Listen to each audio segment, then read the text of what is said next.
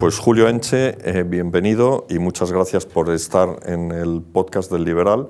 Julio Enche es abogado y letrado asesor de empresas y desde 1986 se ha dedicado al ejercicio profesional de la abogacía, lo que durante algún tiempo lo llevó a ocupar puestos directivos en organizaciones profesionales de Hispanoamérica. Además, Enche ha publicado, y ese es el motivo por el que nos acompaña hoy aquí, un libro que ha levantado ronchas entre la bienpensancia. Se titula Las leyes de Indias y en alguna entrevista ha contado que lo escribió como consecuencia de un hecho fortuito y de una decepción. El hecho fortuito fue que lo invitaron a participar en una conferencia sobre las leyes de Indias y la decepción fue la que se llevó cuando descubrió lo poco que se había publicado sobre las leyes de Indias. Le parecía inconcebible que una recopilación de 6.500 disposiciones, esto hubiera caído en el olvido, y aprovechó, como tantos otros, el confinamiento de la pandemia para romper ese vacío y ese silencio. Y me preguntarán qué tienen que ver las leyes de Indias con un podcast de economía como este. Es una pregunta legítima, pero sí que tienen que ver mucho, porque es una tesis bastante generalizada atribuye el atraso de Hispanoamérica al legado imperial. Hace unos años un académico de latinoamericano decía: si estamos así es porque nos conquistaron los españoles y no los ingleses. O sea que, en principio, la postración actual del subcontinente es, por lo visto, consecuencia de las fechorías de Núñez de Balboa y Hernán Cortés y de la implantación de la encomienda o la continuidad de la mita. Esto es una típica mentira goebbelsiana, o sea, una de esas que a fuerza de repetida acaban convirtiéndose en dogma inconcuso, porque es innegable que Hispanoamérica arrastra un atraso crónico, pero lo que los datos dicen es que empezó a rezagarse bastante después de que los españoles dejáramos el subcontinente. Yo siempre añado que incluso aunque los españoles hubiéramos dejado aquello hecho unos zorros, peor que Alemania o Japón después de la Segunda Guerra Mundial no quedaron, y sin embargo Alemania y Japón 10 años después se habían recuperado, y México o Venezuela pues ahí siguen arrastrándose malamente. Pero es que además da la casualidad de que no dejamos aquello hecho unos zorros, sino todo lo contrario. Y yo por ahí querría empezar la conversación. Te he leído en alguna entrevista que Alexander Humboldt, el geógrafo alemán, decía que en 1800 las ciudades más avanzadas del mundo eran México y Lima, a años luz de Boston. Así es. Bueno, el atraso de América empieza en el siglo XIX, no antes. Precisamente lo que estamos diciendo es que eran regiones muy prósperas. No solo Lima y México tenían muchísima más población que Boston y mucho más desarrollo económico, industrial y comercial que cualquier ciudad de Norteamérica, sino que lo que verdaderamente produce un atraso es el siglo XIX en América, empezando por unas guerras civiles tremendas entre ellos mismos, entre realistas e independentistas, y luego guerras entre países recién creados. Ese es el origen de su atraso, pero respecto al legado de España, yo diría que al revés, estaban más desarrolladas que la propia metrópolis, Madrid, o ciudades españolas, que esto no ha ocurrido con ningún imperio colonial, más bien es todo lo contrario. Claro, yo recuerdo leyendo una biografía de Pepín Fernández, el fundador de Galerías Preciados, sí, y en cierto modo del Corte Inglés, porque fue un sobrino suyo al que le cedió una esquina ahí en Preciados, el que montó el Corte Inglés. Esto vino de La Habana en los años 20 o así, y entonces La Habana era una ciudad mucho más moderna que Madrid a finales del siglo. Por supuesto, y bueno, hay también algunos aspectos a tener en cuenta, ¿no? En el siglo XIX, por ejemplo, se achacaba precisamente un presidente argentino como era Sarmiento, se achacaba el subdesarrollo de América a la existencia de indígenas, al exceso de población indígena que había dejado España. Esto nos lo achacaban en el siglo XIX. No limpiamos bien el continente, ¿no? Como los ingleses. Sin ningún pudor lo decían. Y luego respecto a Inglaterra, bueno, vamos a ver cómo están o fueron las colonias inglesas. En América, por ejemplo, Jamaica, ni mucho menos es una isla que tenga una renta equiparable a la media de Hispanoamérica. Haití, no digamos, que fue una colonia francesa. Y en África, pues Inglaterra no ha dejado nada digno de mención, ni ni ciudades, como fundaron los españoles, 700 ciudades, ni universidades, ni hospitales, ni cabildos, ni puertos oceánicos, en fin, creo que lo que hay es mucho mito y mucha propaganda más que verdad histórica. Ya he mencionado que lo que se llama Leyes de Indias es un ordenamiento jurídico de más de 6.500 disposiciones, elaborado a lo largo de décadas, pero con un hilo conductor, además, que es la defensa de los indígenas, porque esa es expresamente la voluntad de los reyes católicos cuando enuncian las primeras leyes. Pero, por otra parte, eso también significa que los primeros informes sobre el modo en que gobernaba, por ejemplo, Cristóbal Colón, eran muy alarmantes, ¿no? Sí, bueno, efectivamente. La primera disposición de Isabel la Católica nada más llegar Cristóbal Colón a España, a Barcelona, el 23 de mayo de 1493, fue expresamente que cuidar a los indios le diera mucha conversación y si alguno se excedía, utilizara los poderes que como visorrey llevaba. Eso fue la primera norma y esa fue la regla general. Principalmente porque la reina Isabel, como había pasado antes con Canarias, tenían la idea de que para cristianizar, para evangelizar, que era una finalidad primordial, era el título jurídico que le dio el Papa para poder hacer esa expedición, ya que la conquista de tierra de paganos era una prerrogativa del Papa, que delegaba en príncipes cristianos, pues esa era la máxima. Ahora, las leyes, los reyes, las instituciones que se crearon protegían al indio. Que hubiera desviaciones y abusos, como hoy existe en nuestro ordenamiento legal, no cabe duda. Y Colón, yo siempre digo que Colón fue un excelente navegante, un extraordinario explorador, pero un pésimo gobernante, al que se le sublevaron los propios españoles, y motivo por el cual la reina Isabel mandó traer encadenado a Colón en su tercer viaje.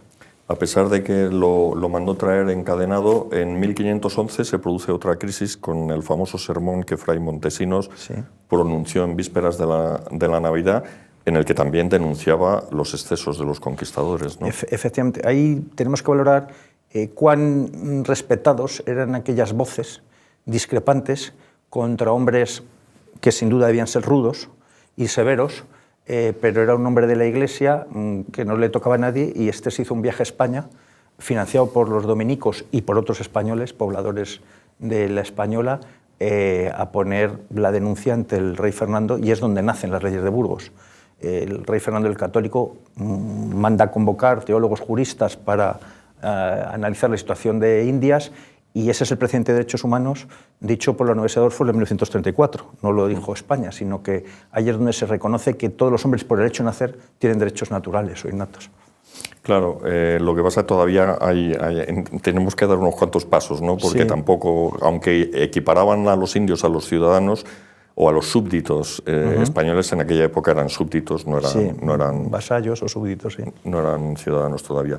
La gente se acuerda mucho de la Inquisición, pero ignora que la monarquía española reconocía que los indios eran libres, establecía sus condiciones laborales, porque decía que no podían ser insoportables, y que había que dotarlos de casa y hacienda, y además prohibía también el trabajo infantil.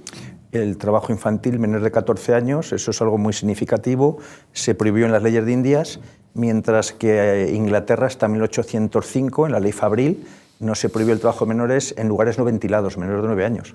Y esa misma ley fue la 1845, la ley Guizot de Francia.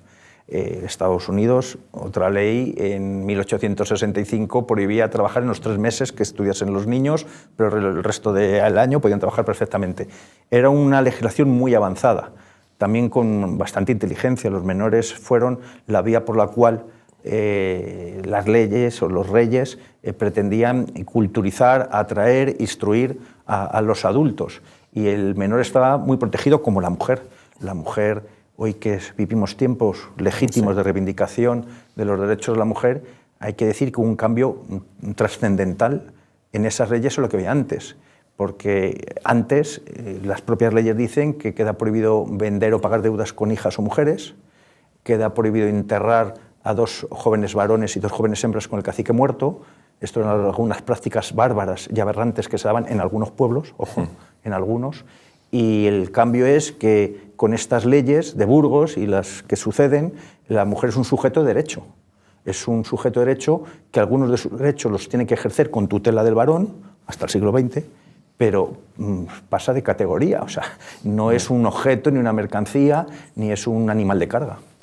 Desde el primer momento una cosa curiosa es que se fomenta el mestizaje, algo que contrasta totalmente con la prohibición que hubo en Estados Unidos en varios estados, no en todo Estados Unidos, pero en varios estados hasta los años 60, hasta la revolución de los derechos civiles, en Sudáfrica desde luego hasta los años 80, o incluso una cosa que citas ahí en tu libro, la prohibición sueca de que los católicos puedan ser funcionarios públicos de la corona, que estuvo vigente hasta 1970, ¿no? Efectivamente. Vamos a ver, la discriminación por razón racial, eso ha sido hasta nuestros días. O sea, yo ya tengo una edad en que había nacido y pasaban esas cosas. En el año 67 hay una sentencia del Tribunal Supremo de Estados Unidos que deroga las 16 leyes de 16 estados que prohibían los matrimonios interraciales.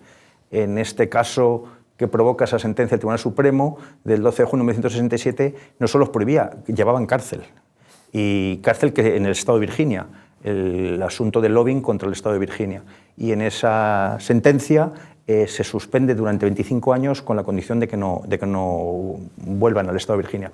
Eso era impensable en nuestro sistema, en nuestro ordenamiento jurídico y en nuestra sociedad, donde el matrimonio mestizo se fomenta, no solo se prohíbe, se fomenta. Se fomenta, sí, sí. Se fomenta expresamente casando indios, indias con españoles y españolas. O sea, aquí no hay ningún prejuicio de ningún tipo, ni racial ni sexual. ¿Y eso a qué se debía? ¿A falta de mujeres? O sea, que de España venían sobre todo varones. No, primero, ese es otro mito falso, porque los catálogos de viajeros que existen en Sevilla, en el Archivo de Indias, un 25% de las personas que fueron en el primer siglo eran mujeres, incluso familias completas.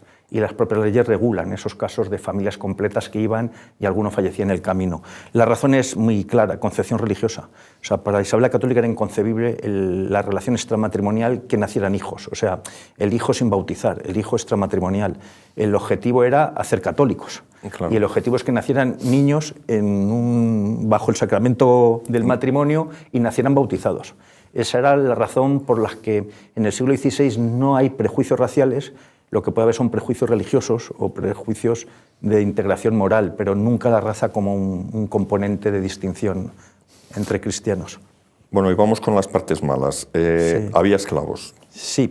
Bueno, vamos a ver. La esclavitud, primero, la esclavitud existía en todo el mundo y los propios indios tenían esclavos indios. O sea, había pobladores nativos. Sí, eso es verdad. Y entre ellos algunos españoles fueron esclavos de los indios, ¿no? Como Jerónimo Aguilar, que fue intérprete de Hernán Cortés. La esclavitud hasta las conquistas de las Canarias era normal. Los cristianos fueron esclavos de los musulmanes. Y en la iglesia de San Juan de los Reyes de Toledo hay unas cadenas colgando en su fachada, que son las cadenas que ordenó Isabel la Católica poner en esa fachada cuando liberaron a los esclavos cristianos en poder de Boabdil o en poder del reino nazarí. Entonces la esclavitud existía en todas las partes del mundo, incluido en las Indias, con los propios indios. Y precisamente en el caso de Canarias, con los guanches, se planteó la cuestión de la esclavitud y los consejeros teológicos de la reina, Diego Deza y luego el cardenal Cisneros, concluyeron que a los que se iban a evangelizar no se les puede hacer esclavos. Es decir, sujetos que iban a ser objeto de evangelización, aquí todo gira en torno a lo mismo, la evangelización, la cristianización, y ese era el argumento para decir, oiga, ¿cómo vamos a hacer esclavos a alguien que le queremos convertir a nuestra fe? Y ese es el principal motivo, pero ahí empiezan a cambiar las cosas. Por eso siempre decimos que esa época, la reina Isabel, el descubrimiento de América, acaba con la Edad Media en Europa, pero en América acaba con la Edad Antigua. Estaban a siglos de distancia y es una transformación mundial evidente en todos los ámbitos. Uno de los aspectos más criticados es la crueldad de los encomenderos y a los que se atribuye la desaparición práctica de la población de los indios del Caribe, ¿no? Bien, bueno, eso es evidentemente hubo abusos en las encomiendas. Era la sombra o el punto, el agujero negro, porque las personas que iban a América hacían una empresa, emprendían una empresa con su riesgo de capital, de vida, y el cambio era una concesión que se llamaban encomiendas, que podía ser normalmente una concesión para minería, para pesquerías o para grandes explotaciones agrícolas. Faltaba mano de obra, había que hacer trabajar.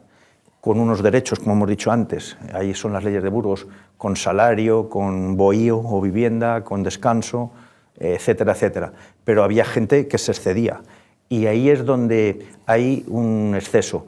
Hay que decir dos cosas. Primero, que se han manejado cifras que son totalmente inventadas, o sea, no hay ningún dato estadístico, ningún censo para saber los que vivieron o los que murieron, y que en la mano de obra participaron los propios caciques indios, reclutando, lo que se llamaban indios de repartimiento, reclutando indios, cobrando por llevar indios a las minas. Eso es decir, entraron en el sistema los propios caciques locales. Y eso fue lo que llevó a las leyes nuevas de Carlos V a suprimir las encomiendas, a tener una sublevación de españoles contra la supresión de las encomiendas, y provocó guerras civiles. Y luego las encomiendas, para hacer también, acabar en este punto, un análisis un poco objetivo, tuvo una mínima repercusión en las sociedades indígenas. En Lima, en 1570, de los 5.000 españoles que vivían en Lima, solo había 20 familias de encomenderos, 20. Eso son 100 personas. Y el principal encomendero de Lima se llamaba Carlos Melchor Inca, que era un descendiente de Huayna Cápac, o en Nueva España la principal encomendera era Isabel de Montezuma, hija de Montezuma. Es decir, que se les hizo participar a los caciques indios en el sistema y lo abrazaron con gusto porque les compensaba. Claro. En los indios del Caribe desaparecieron, lo que hubo es que les llevamos enfermedades, ¿no? También jugaron un papel decisivo en la conquista de México.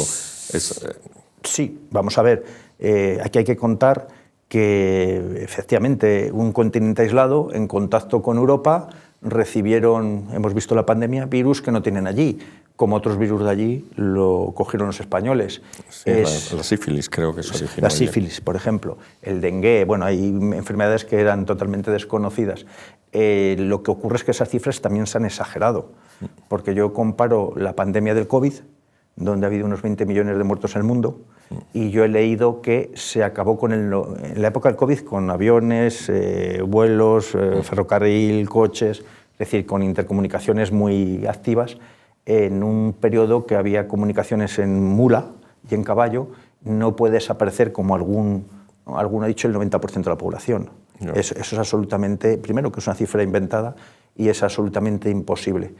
Pero en el caso del Caribe hubo más mortandad y lo que también sabemos es que hoy el ADN, por ejemplo, en Puerto Rico tienen un componente taíno importante de población autóctona, ¿no? Pero efectivamente las enfermedades jugaron su papel y no había la medicina o el conocimiento de hoy en día. Ni vacunas. Otro lunar en la colonización española que se menciona mucho es la mita, que es un tributo que había que satisfacer no en moneda, sino en trabajo, que a diferencia de la encomienda que la llevamos nosotros y la abrazaron los indios, esta la tenían los indios y la abrazamos nosotros, ¿no? Efectivamente. La mita y el yaconazgo son dos instituciones previas a los españoles y son preincaicas, es decir, son propias del mundo indígena que el poblador, el conquistador español utilizó. Como he dicho, el 90% por lo menos de la población indígena no tuvo ninguna alteración en su modo de vida al tener contacto con los españoles porque siguieron viviendo en sus núcleos, entornos naturales. Pero hubo algunos que había que hacerles trabajar en trabajos duros, y ahí hay una mortandad en el trabajo que se hacía, por ejemplo, en las minas. Pero yo creo que las cifras están muy exageradas y que hay que decir que el grueso de la población prácticamente no le afectó y que incluso se integró de buen grado con los avances y la tecnología que llegaba de Europa, ¿no? ¿Y qué ocurrió en general con las instituciones autóctonas? Porque la normativa real mantuvo las estructuras de gobierno de algunos nativos. O sea, la teoría esta de que arrasamos con todas las estructuras políticas... Eso es absolutamente falso.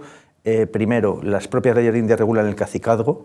Decía que se les debía considerar caciques o señores principales, que se les respetaran todas sus costumbres y normas, siempre que no fueran aberrantes. Aberrantes son como las que he contado antes: vender las hijas o pagar deudas y tributos con las hijas, el canibalismo, comer carne aunque fuera de persona muerta o de preso. Hay una serie de prácticas en algunos pueblos de América, en algunos, que estas prácticas las leyes las prohíben.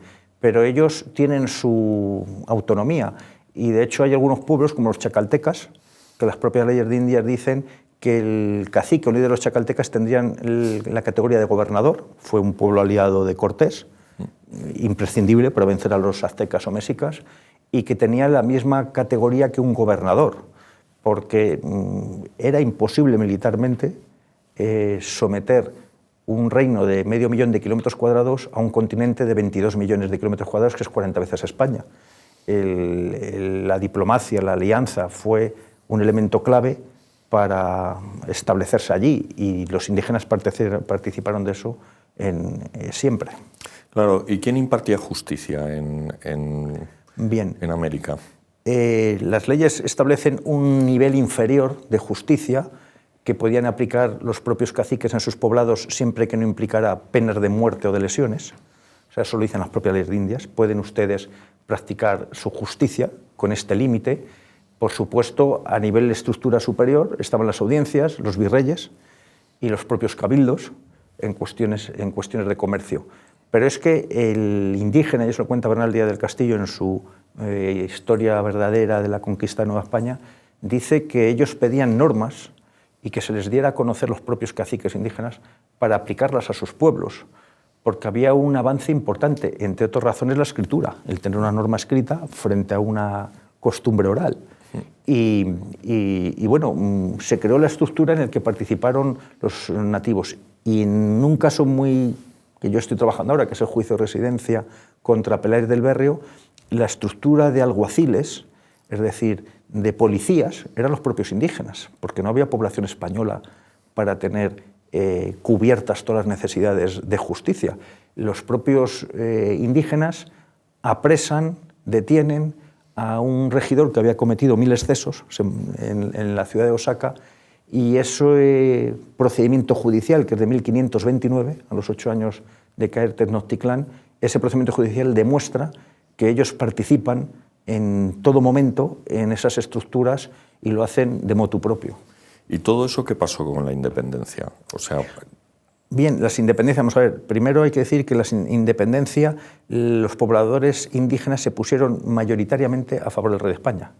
Era su garante y no se fiaban con razón del descendiente del español, el criollo o el señor que tenía grandes explotaciones. Y además las repúblicas demostraron que tenían razón, porque al crearse las nuevas repúblicas ya todos los ciudadanos eran iguales ante la ley, los privilegios de los indígenas desaparecen, el estatus que le podía reconocer el rey de España a algunos poblados o pobladores no tiene sentido, y ellos en realidad se fiaban más del rey de España. ¿Qué ocurre? Pues que las leyes de Indias en algunos estados de América eran una norma supletoria, será derecho subsidiario, respecto a las nuevas constituciones, pero poco a poco los indios fueron perdiendo sus privilegios, y además muchos todavía andan buscando títulos del rey de España para exhibirlos a la hora de reivindicar derechos o privilegios o sobre territorios, sobre bienes comunes, etc. O sea, que fue más bien la independencia, esta acusación que nos hacen de que los españoles acabamos con las instituciones, fueron los gobiernos posteriores a la independencia, ¿no? Fueron las nuevas repúblicas. España no tenía ni capacidad militar, ni lo planteó, anular por completo a la población indígena en sus instituciones, pero sí que corrigió todo lo que fuera aberrante o que fuera contra la doctrina católica.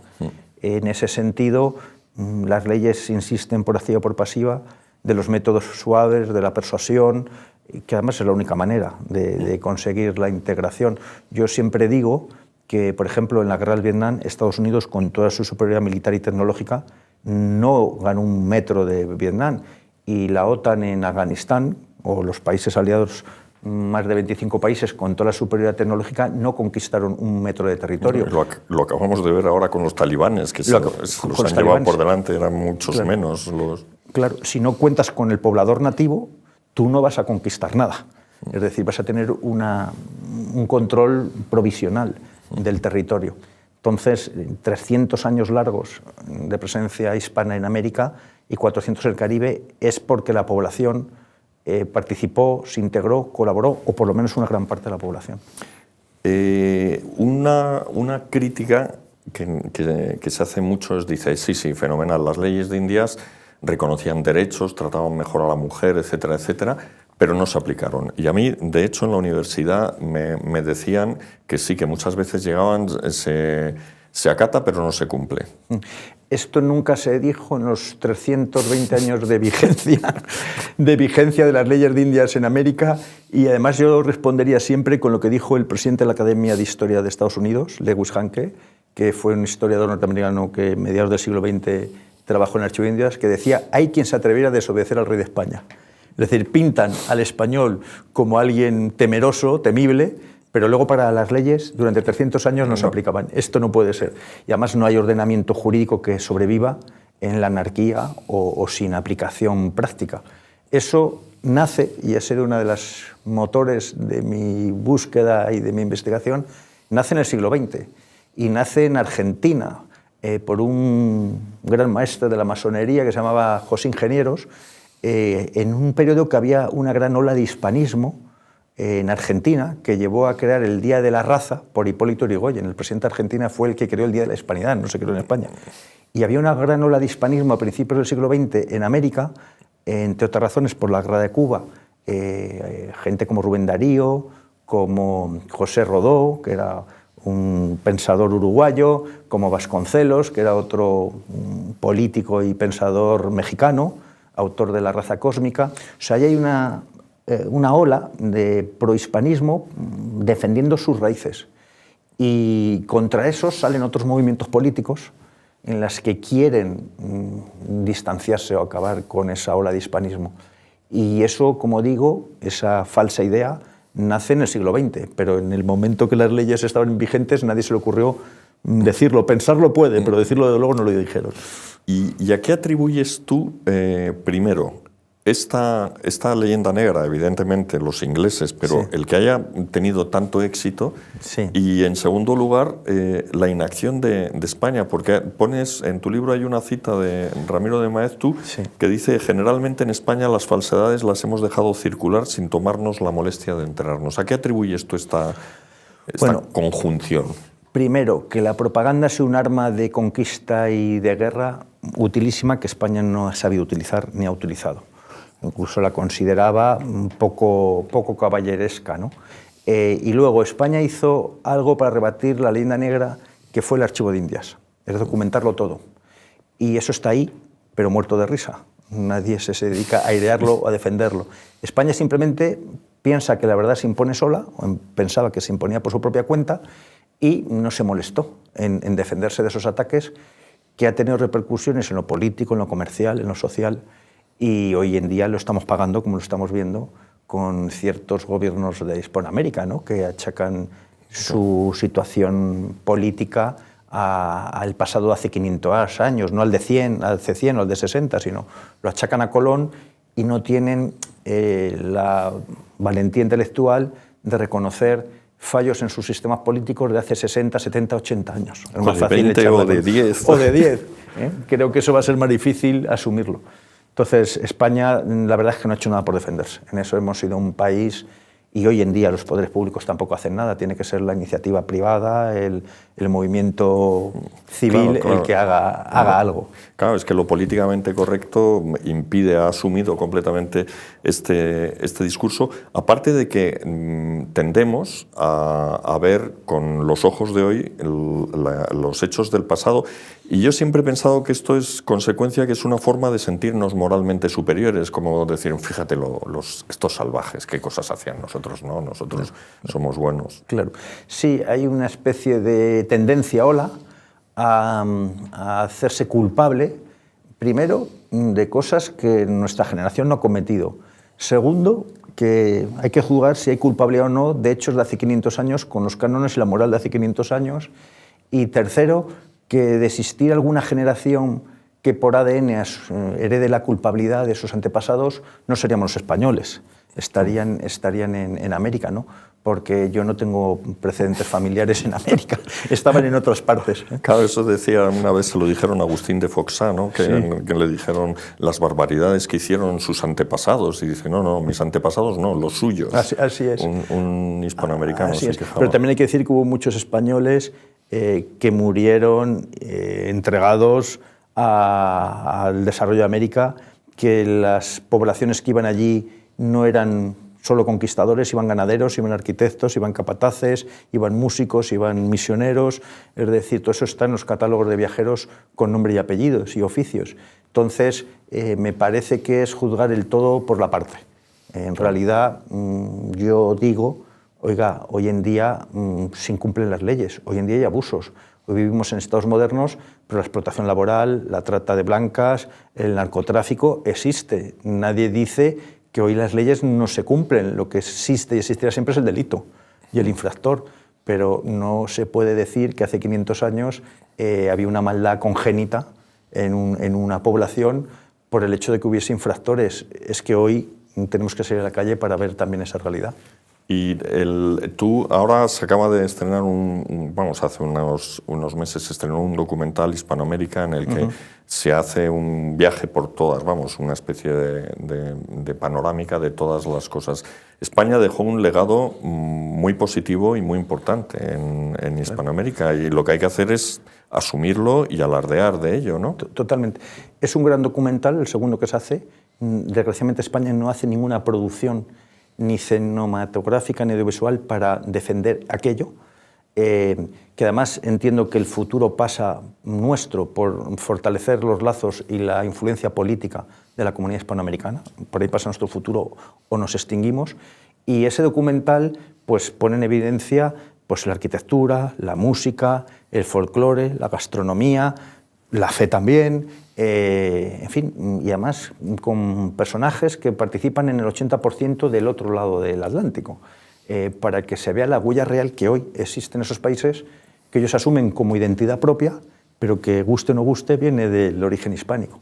Y ya la última pregunta, ¿por qué crees que este tema suscita tantas pasiones o debates tan apasionados? Bien, porque yo creo que la historia siempre la han utilizado los políticos para intereses políticos, lo han hecho siempre, o sea, no, hoy en día es una herramienta de utilización política, se tergiversa la historia, se manipula groseramente, la realidad hay que desempolvarla, ahí algunos estamos empeñados en eso, y yo creo que mirar al pasado y echar la culpa de todo viene a poner en valor al político presente que sin hacer nada se va a apuntar unos méritos y unos logros que no tienen nada que ver con él, pero es muy socorrido. Y además, lo que decía George Orwell, ¿no? La frase famosa, sí, que quien controla el presente controla el pasado y quien controla el pasado controla el futuro. Creo que hay mucho de eso, de intentar cambiar el futuro de grandes regiones del mundo, como puede ser Hispanoamérica, tergiversando la historia. ¿Y tú has tenido algún incidente porque has estado viviendo y trabajando en Hispanoamérica? Sí, tuvo uno un poco llamativo y curioso. He estado 3 años yendo mucho a América por temas profesionales, laborales, representando a esta organización profesional de profesionales de seguros, y a nosotros nos pidieron integrarnos en una asociación, principalmente porque éramos una asociación fuerte y teníamos que poner dinero. Y entonces nos involucramos para ayudar a esa organización, y cuando llegamos allí lo primero que nos sacan son unos mapas con unos barcos que llegan y se llevan el oro a España, ¿no? O sea, eso fue, nos piden dinero y nos dan una torta con el famoso mito. Lo que a mí se me ocurrió decir en esa circunstancia tan apurada es decir, oiga, ¿y las 700 ciudades que se fundaron aquí, con qué oro, con qué plata se hizo, ¿no? Porque el oro y la plata de América principalmente se quedó en América. Sí, eso es los cálculos que se hacen. Incluso gran parte de lo que venía en el famoso galeón de Manila se quedaba en América. Sí, era una ruta comercial muy próspera, por cierto, y las catedrales, las universidades, los puertos, los caminos reales, los cabildos, eso se hacía con el recurso que nació allí. Hoy siguen llevándose el oro, por cierto, empresas canadienses y norteamericanas, y se lo llevan en más abundancia. Bueno, y aparentemente también se lo llevan algunos representantes políticos. Y por ahí no digamos. Pero ya. no vamos a entrar en ese tema. No digamos porque sigue viniendo por otro En fin, Julio, muchísimas gracias por esta lección de historia. A vosotros. Y nada, que sigas trabajando en estos temas. Encantado, así lo haré. Muchas gracias.